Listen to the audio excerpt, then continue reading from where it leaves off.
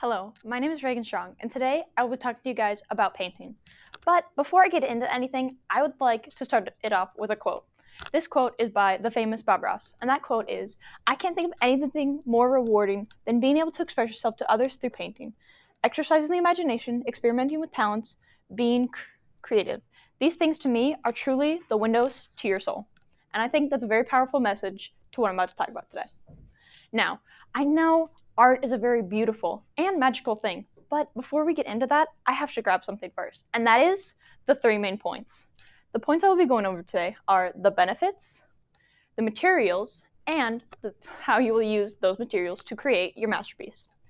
Dipping right on into our first point, the first form of paint that was made was found in South Africa and is said to be about 10 or 100,000 years old. The first form of paint making is a paint called Mummy Brown. Mummy Brown is made out of Myra, pinch, and you guessed it, the remains of the dead. It was a very popular art, or a very popular paint, until people found out what it was made out of. Then it lost its popularity.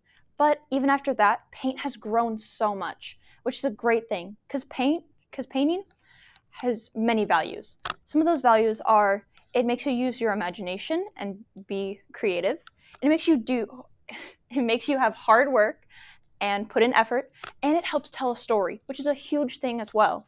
Because while some of us may see a weird form of Halloween, other people see it as a day to remember the people who have passed, and their art and painting helps us see that.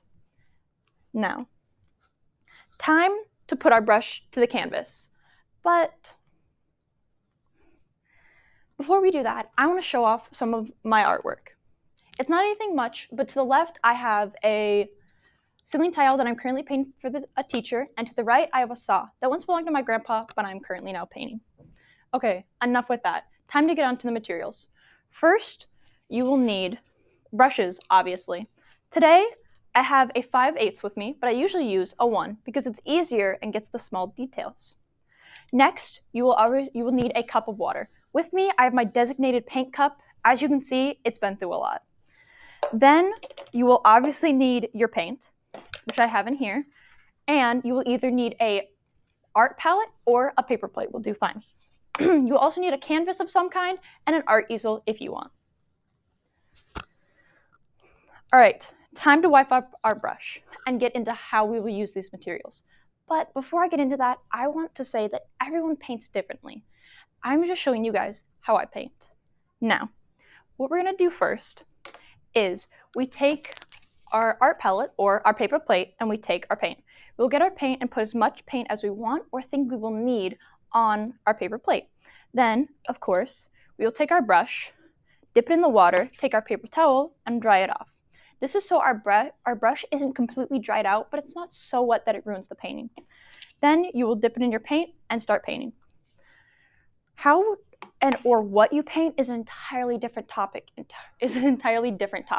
That I could go on and on about. But for now, let's just stick to this. After that, it's basically a repeat of steps. Dip, paint, paint. If your brush seems to become dry, you can always dip it back in the water and dry it out again. And let's say you're all done. So then you dip your brush in your water, dry it off one last time, and put it away. You will put everything away nice and neat after that, and make sure you have a nice, safe place for your art to dry. Now, putting our paintbrush down, we step back and look at the masterpiece we've created. But before we put everything away nice and neat, I want to go over what we talked about today. And those are the benefits, the materials, and how we used them. And while I know you guys are excited for this to be over, I want to end this off with one really important quote that I think we all know, and that is, "There are no mistakes, only happy accidents," by Bob Ross. Thank you.